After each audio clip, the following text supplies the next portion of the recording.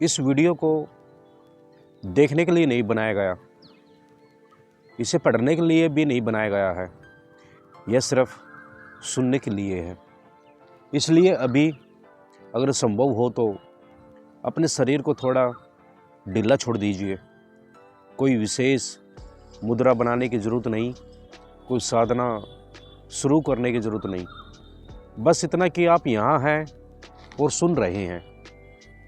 यह विशेष विषय कोई हल्का विषय नहीं है और न ही यह ऐसा विषय है जिसे चलते फिरते काम करते हुए या मन की अधूरी स्थिति में सुना जाए, क्योंकि हम यहाँ किसी जानकारी की बात नहीं करने जा रहे। यहाँ हम उस अनुभव की बात करने जा रहे हैं जिसे बहुत से लोग महसूस तो करते हैं लेकिन समझ नहीं पाते हैं, और समझ ना पाने के कारण डर जाते हैं, भ्रम में पड़ जाते हैं या गलत दिशा में चले जाते हैं। बहुत से साधक जब ध्यान, जप या किसी भी भीतर की साधना में उतरते हैं तो एक समय ऐसा आता है जब भीतर कुछ बदलने लगता है। अंधकार में हल्की सी चमक, कभी सफ़ेद प्रकाश, कभी नीली आभा, कभी तेज ज्योति, कभी बस एक उज्जास जिसका कोई आकार नहीं, और उसी पल मन प्रश्न खड़ा कर देता है, यह क्या है? कहीं यह कुंडली तो नहीं, कहीं यह कोई सिद्धि तो नहीं, कहीं यह कोई शक्ति तो नहीं, कहीं कुछ गलत तो नहीं हो रहा। कुछ लोग डर जाते हैं, कुछ लोग उत्साहित तो हो जाते हैं, कुछ लोग स्वयं को विशेष मानने लगते हैं और कुछ लोग इसी प्रकाश को अंतिम सत्य मानकर वहीं रुक जाते हैं। इस वीडियो में उन सभी धारणाओं को तोड़ने के लिए है जो डर को भी, भ्रम को भी और उस सूक्ष्म अहंकार को भी जो आध्यात्मिक अनुभवों के साथ पैदा हो जाता है। भीतर जो प्रकाश दिखाई देता है वह कोई चमत्कार नहीं है, वह कोई अलौकिक घटना नहीं है और वह कोई अंतिम उपलब्धि भी नहीं है। आधुनिक विज्ञान भी यह स्वीकार करता है कि जब बाहरी इंद्रियां शांत होने लगती है, जब मस्तिष्क का ध्यान बाहर से हटकर भीतर की ओर मुड़ता है, तो चेतना अपने ही सूक्ष्म स्तरों को अनुभव करने लगती है। न्यूरोसाइंस इसे सेंसरी विड्रॉल कहता है, मनोविज्ञान इसे इनवर्ड्स अवेयरनेस की अवस्था कहता है, और उपनिषद बहुत पहले ही यह कह चुके हैं, जब मन स्थिर होता है तो सूक्ष्म अनुभव प्रकट होते हैं। लेकिन जो भी प्रकट होता है वह देखा जा सकता है, और जो देखा जा सकता है वह आत्मा नहीं। यह एक बहुत महत्वपूर्ण बात समझने की है। यह यात्रा बाहर कुछ पाने की नहीं, यह यात्रा भीतर कुछ देखने की है। और उससे भी गहरी बात, यह यात्रा किसी की अनुभव को पकड़ने की नहीं, यह यात्रा उस देखने वाले को पहचानने की है जो हर अनुभव से पहले भी था और हर अनुभव के बाद भी रहता है। आप कुछ यहाँ बनने के लिए नहीं आए, आप कोई नई अवस्था प्राप्त करने के लिए नहीं आए, आप कोई सिद्ध पुरुष बनने नहीं आए। आप यहाँ सिर्फ एक चीज़ के लिए है, पहचान के लिए, उस पहचान के लिए जो हमेशा से आपके साथ थी लेकिन जिस पर ध्यान कभी गया नहीं। उपनिषद इसे बहुत शांत भाषा में कहते हैं, जो प्रकाश को देख रहा है वह प्रकाश नहीं, जो विचार को देख रहा है वह विचार नहीं, जो अनुभव को जान रहा है वह अनुभव नहीं। और विज्ञान आज इसी सत्य को दूसरे शब्दों में कह रहा है, अवेयरनेस किसी अनुभव का परिणाम नहीं, अवेयरनेस वह पृष्ठभूमि है जिस पर सारे अनुभव आते जाते हैं। इसलिए इस पूरी यात्रा में मैं आपसे यह नहीं कहूँगा कि कुछ कल्पना कीजिए, मैं आपसे यह भी नहीं कहूँगा कि कुछ मान लीजिए, और न ही यह कहूँगा किसी अनुभव को पकड़ लिए। बस एक बात बार बार स्पष्ट होती जाएगी, जो भी भीतर दिख रहा है उसे देखने वाले आप हैं, और वही देखने वाला ही इस पूरी यात्रा का केंद्र है। यह ज्ञान नहीं, यह कोई दर्शन नहीं, यह सीधा अनुभव है। और इस अनुभव के लिए आपको कुछ जोड़ने की ज़रूरत नहीं, कुछ हटाने की भी ज़रूरत नहीं, बस सुनते रहिए और देखते रहिए। आप सुनने को भी देख रहे हैं, यहीं से यात्रा शुरू होती है। अब बात करते हैं भीतर का प्रकाश क्या है। जब मन पहली बार भीतर की ओर मुड़ता है तो साधक को सबसे पहले जो अनुभव होता है वह मौन नहीं होता, न ही तुरंत शांति होती है। सबसे पहले जो चीज़ प्रकट होती है वह होती है एक तरह की हलचल, और उसी हलचल के साथ धीरे धीरे कुछ दिखाई देने लगता है। कई लोगों के लिए यह अनुभव चुकाने वाला होता है, क्योंकि अब तक देखने की आदत केवल आँखों से थी, बाहर की वस्तुओं को, और अब अचानक भीतर कुछ दिखने लगता है बिना आँखें खोले। किसी को हल्का सा उजास दिखाई देता है, किसी को गहरा अंधकार जिसमें फिर चमक उभरती है, किसी को नीला रंग, किसी को सफ़ेद, किसी को सुनहरा। किसी को ऐसा लगता है जैसे कोई ज्योति सामने है, कोई कहता है पूरा आकाश भीतर फैल गया, और कोई बस इतना ही कह पाता है कुछ है, पर समझ नहीं आ रहा क्या है। यहीं से मन सवाल उठाता है, क्या यह आँखों का भ्रम है? क्या यह दिमाग का खेल है? क्या यह आध्यात्मिक शक्ति है? या फिर यह वही चेतना है जिसके बारे में शास्त्र कहते हैं? इन प्रश्नों से डर पैदा होता है, क्योंकि अनुभव नया है और समझ पुरानी। जब अनुभव आगे निकल जाता है और समझ पीछे रह जाती है, तब मन या तो डरता है या कल्पनाएं करने लगता है। इसलिए सबसे पहले यह समझना जरूरी है कि भीतर दिखाई देने वाला प्रकाश कोई असामान्य घटना नहीं, यह उतना ही स्वाभाविक है जितना अंधेरे कमरे में आंखें बंद करने पर रंगों की हल्की सी हलचल देखना। आधुनिक विज्ञान कहता है कि बाहरी इंद्रियां शांत होने लगती है तो मस्तिष्क का वह हिस्सा जो बाहर की सूचनाओं को प्रोसेस करता है धीमा पड़ जाता है। इस अवस्था में ब्रेन की गतिविधि समाप्त नहीं होती, बल्कि उसका फोकस बदल जाता है। न्यूरल एक्टिविटी भीतर की ओर मुड़ती है। इस प्रक्रिया में भी कभी कभी प्रकाश, रंग, पैटर्न दिखाई देते हैं। न्यूरोसाइंस इसे ब्रेन जनरेट इमेजिनरी कहता है, पर वह भी स्वीकार करता है कि यह इमेजिनरी सामान्य जागृत अवस्था से भिन्न होती है। मनोविज्ञान इसे चेतना की संवेदनशीलता का बढ़ना मानता है। जब ध्यान भीतर जाता है तो अवेयरनेस अधिक सूक्ष्म हो जाती है, और सूक्ष्म अवेयरनेस सूक्ष्म अनुभवों को पकड़ने लगती है। यह कोई भ्रम नहीं, लेकिन यह अंतिम सत्य भी नहीं। यह एक अवस्था है, एक संकेत है कि ध्यान बाहर से भीतर की ओर मुड़ रहा है। उपनिषद बहुत सरल भाषा में इस बात को कहते हैं। वे ये नहीं कहते कि प्रकाश झूठा है, वे बस इतना कहते हैं कि जो कुछ देखा जा सकता है वह आत्मा नहीं है।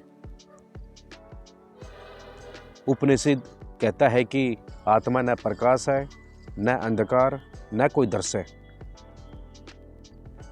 न ही कोई वस्तु। वह तो वह प्रकाश है जो अंधकार और प्रकाश दोनों को जानता है। यहाँ एक सूक्ष्म अंतर समझने की जरूरत है। भीतर प्रकाश कोई समस्या नहीं है।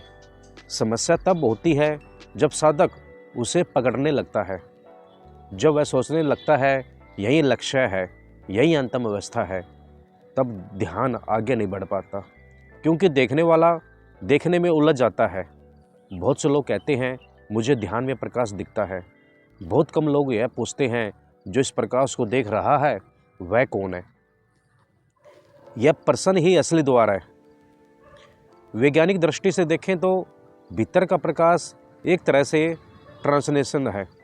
यह उस सीमा पर प्रकट होता है जहाँ मन का बाहरी शोर कम हो रहा होता है, लेकिन देखने वाला अभी पूरी तरह स्पष्ट नहीं हुआ होता। जैसे सूर्योदय से पहले आकाश में हल्की रोशनी फैल जाती है, वैसे ही अवेयरनेस के जागने से पहले यह उजास दिखाई देता है। शास्त्र इसे प्रतीक मानते हैं, सत्य नहीं। उपनिषद बार बार कहते हैं सत्य वह नहीं जो दिखाई दे, बल्कि वह है जिसके कारण दिखाई देता है।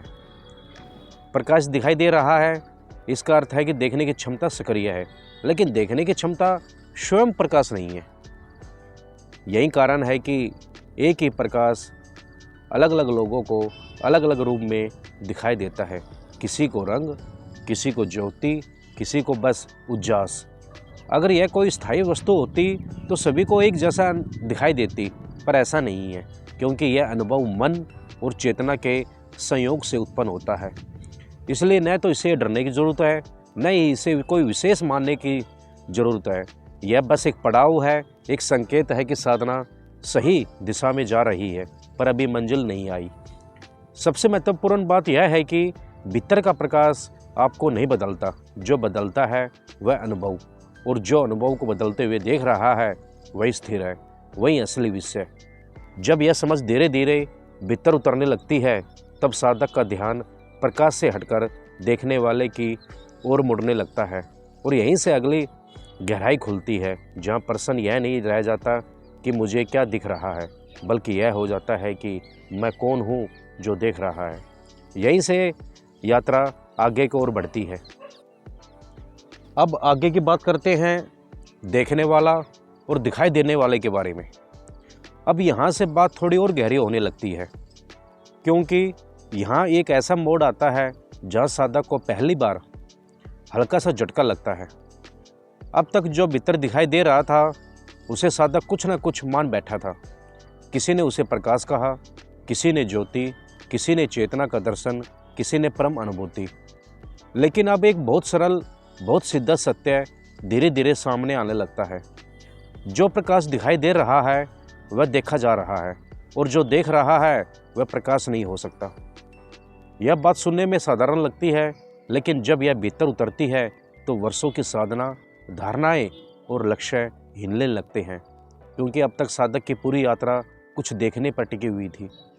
अब पहली बार ध्यान देखने वाले की ओर मुड़ने लगता है। भीतर जो भी दिखाई देता है, चाहे वह प्रकाश हो, शून्य हो, रंग हो, कंपन हो, मौन का अनुभव हो, यह सब अनुभव है, और अनुभव की एक ही पहचान होती है, वह आता है और जाता है। कभी अधिक स्पष्ट, कभी धुंधला, कभी लंबे समय तक, कभी कुछ पलों के लिए। लेकिन जो अनुभव आते जाते देख रहा है वह हर बार वही रहता है। यही उपनिषद का मूल भाव बहुत शांति से प्रकट होता है। उपनिषद यह नहीं कहते कि प्रकाश गलत है, वे बस इतना कहते हैं कि जो दिखता है वह आत्मा नहीं, आत्मा वह है जो देखने को जानता है। उपनिषद कहता है कि आत्मा न आँख से देखी जा सकती है, न मन से पकड़ी जा सकती है, क्योंकि मन और आँख दोनों ही देखने के उपकरण हैं, और आत्मा उपकरण नहीं है। आत्मा तो वह है जिसके कारण उपकरण काम करते हैं। आधुनिक विज्ञान भी अपने शब्दों में इसी बिंदु पर आकर रुकता है।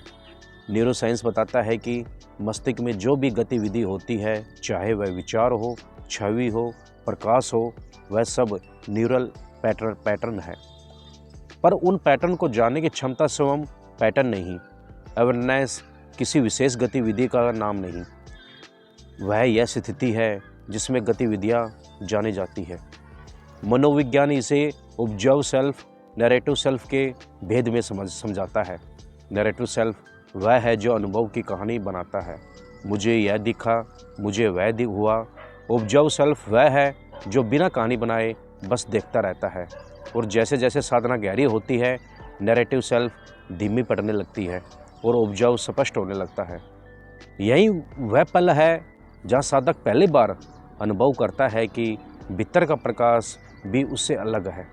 अब तक वह सोचता था मैं प्रकाश देख रहा हूँ, अब धीरे धीरे यह स्पष्ट होने लगता है, प्रकाश देखा जा रहा है और मैं देखने वाला हूँ। यह समझ बहुत सूक्ष्म है। इसे जोर से पकड़ने की कोशिश करने पर यह फिसल जाती है, यह किसी तर्क से नहीं टिकती, यह बस अनुभव में उतरती है। बहुत से साधक यहीं अटक जाते हैं, क्योंकि वर्षों से उन्होंने जिस अनुभव को लक्ष्य माना था, अब वही अनुभव एक साधारण सी देखने योग्य वस्तु बन जाता है, और मन कहता है अगर यह भी अंतिम नहीं तो फिर क्या है। यहीं से असली यात्रा शुरू होती है, क्योंकि अब पहली बार साधक भीतर की ओर नहीं बाहर की ओर नहीं, भीतर की ओर नहीं, बल्कि उस ओर मुड़ता है जहाँ से देखना हो रहा है। यहाँ यह समझ भी धीरे धीरे साफ होती है कि देखने वाला कोई वस्तु नहीं, वह कोई आकार नहीं हो लेता, वह किसी रंग में प्रकट नहीं होता, वह किसी अनुभव की तरह आता जाता नहीं, वह बस है। जब प्रकाश आता है वह उसे देखता है, जब प्रकाश चला जाता है वह उसे भी देखता है। जब मन शांत होता है वह उसे जानता है, जब मन अशांत होता है वह उसे भी जानता है। यानी परिस्थितियाँ बदलती है, अनुभव बदलते हैं, अवस्थाएं बदलती है, लेकिन देखने वाला नहीं बदलता। उपनिषद इसे को दृष्टा कहते हैं, न करने वाला न भोगने वाला, केवल दृष्टा जो सदा साक्षी है। यह समझ आते ही साधना का पूरा स्वरूप बदलने लगता है। जब साधक अनुभवों के पीछे नहीं भागता, अब वह प्रकाश को रोकने या बढ़ाने की कोशिश नहीं करता। अब वह बस देखता है, और प्रकाश को भी और उसे देखने को भी। और यहीं से भीतर एक गहरी शांति उतरने लगती है, क्योंकि अब कुछ पाने की दौड़ समाप्त हो रही होती है। अब कोई लक्ष्य नहीं बचता जिसे पकड़ना हो, अब सिर्फ पहचान शेष रहती है। यहीं से असली द्वार, अगला द्वार खुलता है, जहाँ साधक यह देखता है कि देखने वाला कोई प्रयास से पैदा नहीं होता, बल्कि प्रयास छूटने पर स्वयं प्रकट हो जाता है। अब बात करते हैं साधना में प्रकाश क्यों प्रकट होता है। अब यहाँ एक बहुत आवश्यक बात समझनी होती है, क्योंकि यही अधिकांश साधक रुक जाते हैं। कुछ यहीं डर जाते हैं, कुछ यहीं स्वयं को बहुत आगे मान बैठते हैं, और कुछ यहीं चुपचाप भ्रम में फंस जाते हैं बिना जाने। जब मन शांत होने लगता है तो वास्तव में क्या होता है, यह प्रश्न साधारण है पर उत्तर बहुत ही सूक्ष्म है। हर सामान्य जीवन में बाहर की ओर बटे रहते हैं। आंखें दृश्य में, कान शब्दों में, त्वचा स्पर्श में, मन विचारों में, ऊर्जा लगातार बाहर बह रही होती है, इसलिए भीतर कुछ स्पष्ट नहीं दिखता। जैसे ही ध्यान में मन थोड़ा ठहरता है, जैसे ही विचारों का शोर धीमा होता है, ऊर्जा का वही बहाव धीरे धीरे उल्टी दिशा में मुड़ने लगता है। यह कोई रहस्यमय प्रक्रिया नहीं है, यह शरीर मन की स्वाभाविक कार्य प्रणाली है। विज्ञान इसे सेंसरी विड्रॉल कहता है। जब बाहरी उत्तेजनाएं कम हो जाती है तो मस्तिष्क के वे हिस्से सक्रिय होने लगते हैं जो सामान्यतः दबे रहते हैं। ध्यान में संवेदनशीलता बढ़ जाती है, बहुत सूक्ष्म संकेत भी स्पष्ट महसूस होने लगते हैं। जिसे पहले मन अनदेखा कर देता था, अब वही स्पष्ट होने लगता है। यही वह समय है जब भीतर प्रकाश जैसा अनुभव शुरू होता है। यह समझना बहुत जरूरी है, यह प्रकाश कोई बाहरी वस्तु नहीं, यह कोई दिव्य लाइट जलने जैसी घटना नहीं है, यह चेतना की स्पष्टता का प्रतिबिंब है। उपनिषद इसे बहुत सुंदर ढंग से संकेत में कहते हैं। वे कहते हैं आत्मा स्वयं प्रकाशित है, पर वह किसी दीपक की तरह चमकती नहीं, वह जानने की क्षमता के रूप में प्रकट होती है। जब मन अशांत होता है तो यह क्षमता विचारों में उलझी रहती है। जब मन शांत होता है तो वही क्षमता अपने ही प्रतिबिंब को अनुभव करने लगती है। इसलिए ध्यान में ऐसा लगता है जैसे चेतना स्वयं को देख रही हो। लेकिन यहाँ एक बहुत बड़ा भ्रम जन्म ले सकता है। कुछ साधक को यह अनुभव जल्दी होता है, कुछ को देर से, और कुछ को बिल्कुल नहीं। इसका अर्थ यह नहीं है कि कोई आगे है या कोई पीछे। यह केवल मानसिक संरचना, संवेदनशीलता और पहले से मौजूद शोर पर निर्भर करता है। जिसका मन बहुत कल्पनाशील है उसे जल्दी दृश्य दिख सकते हैं, जिसका मन विश्लेषणात्मक है उसे शून्यता अधिक महसूस होती है, जिसका मन भावनात्मक है उसे कंपन, प्रेम, विस्तार का अनुभव होता है। यह सब अलग अलग द्वार है पर अंतिम सत्य नहीं। यही कुछ लोगों को डर भी लगता है। अचानक प्रकाश, विस्तार, देह को हल्का हो जाना, मन को लगता है कुछ असामान्य हो रहा है, क्योंकि मन को नियंत्रण करने की आदत होती है। जब नियंत्रण ढीला पड़ता है तो वह खतरे का संकेत समझ लेता है। यह डर कोई आध्यात्मिक बाधा नहीं है, यह केवल अज्ञात के प्रति मन की प्रतिक्रिया है। और कुछ लोग यही अहंकार में चले जाते हैं। वे सोचते हैं मुझे दिख रहा है, दूसरों को नहीं, मैं किसी विशेष अवस्था में हूँ, यही साधना फिसल जाती है। उपनिषद इस बिंदु पर बहुत स्पष्ट है, जो देखा जा सकता है वह आत्मा नहीं, चाहे वह कितना भी सूक्ष्म क्यों ना हो। अगर प्रकाश दिख रहा है तो वह अनुभव है, और अनुभव देखने वाले से छोटा होता है। विज्ञान भी यही सावधान करता है।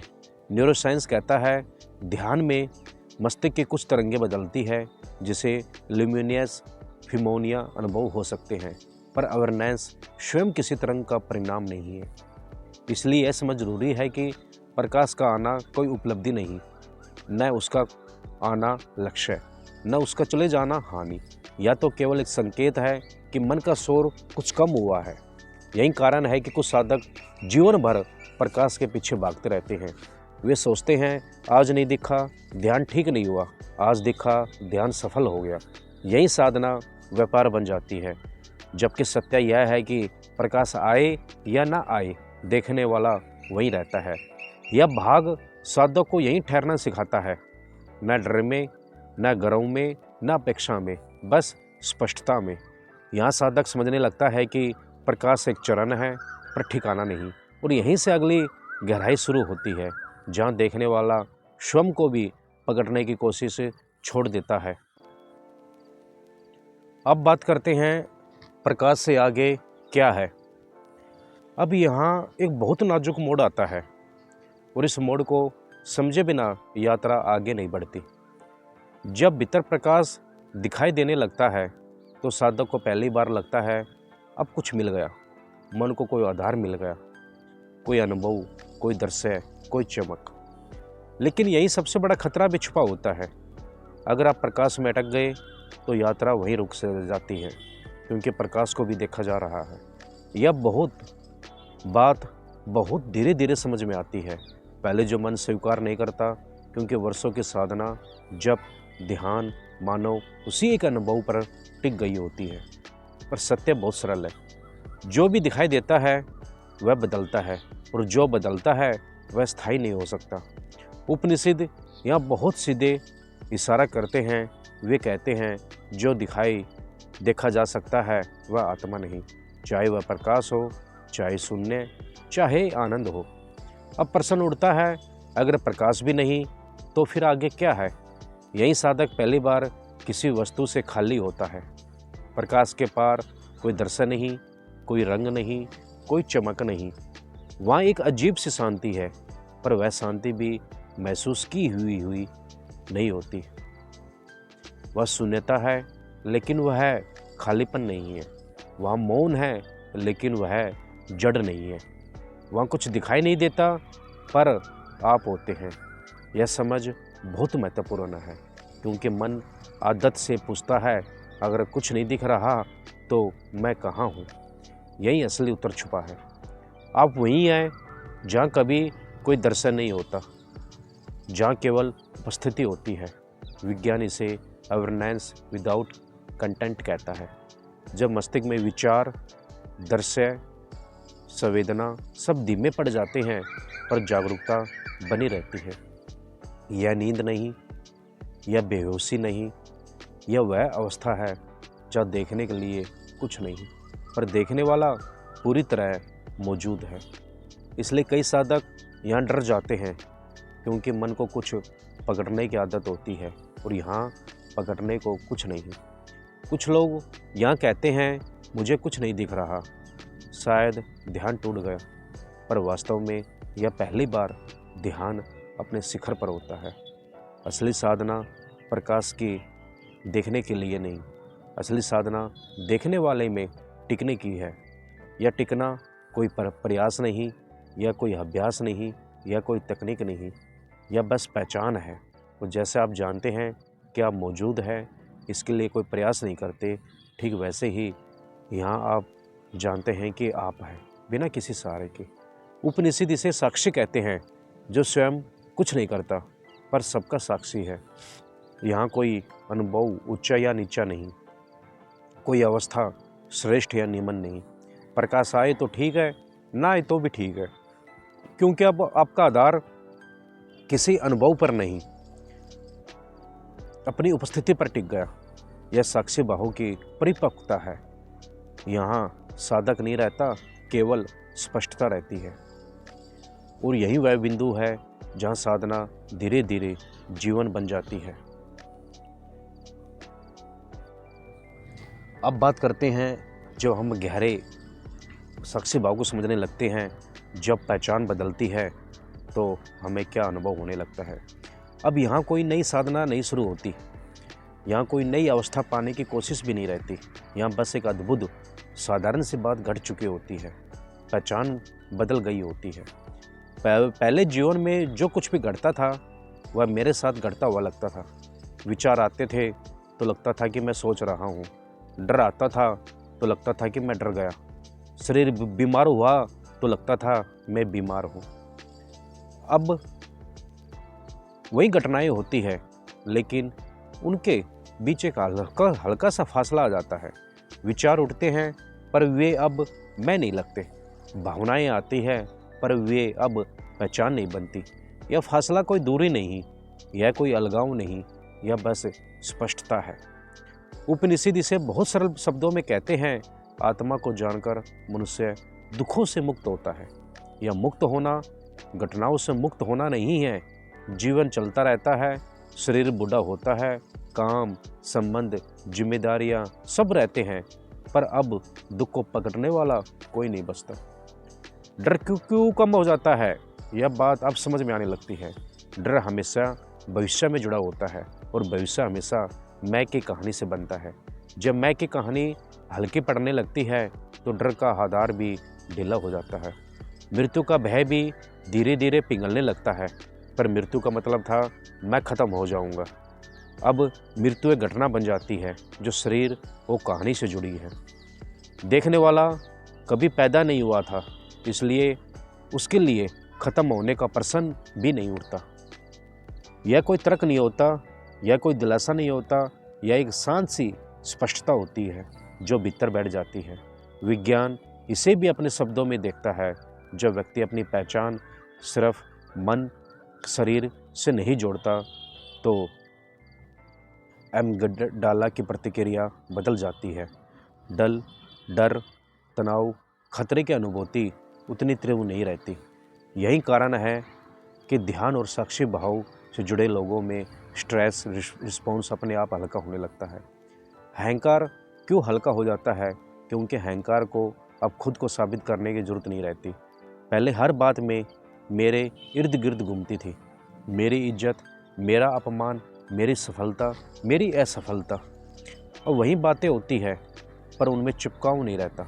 कोई तारीफ करे तो भीतर कुछ फूलता नहीं, कोई आलोचना करे तो भीतर कुछ टूटता नहीं, क्योंकि अब पहचान इन प्रतिक्रियाओं पर टिकी नहीं रहती।